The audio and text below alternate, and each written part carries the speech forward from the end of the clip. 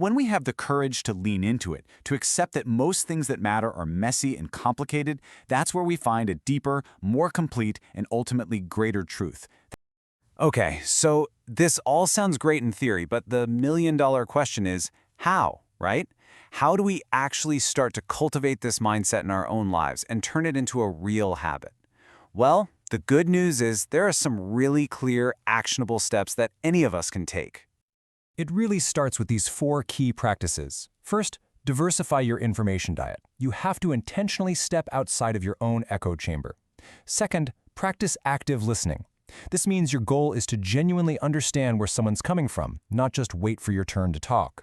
Third, become a critical questioner. Always ask, who benefits from this story? What might be missing? And what are the hidden assumptions?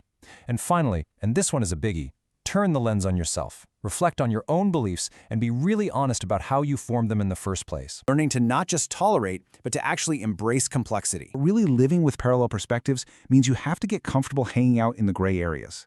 It requires a tolerance for uncertainty, for holding 2 seemingly contradictory ideas in your mind at the same time.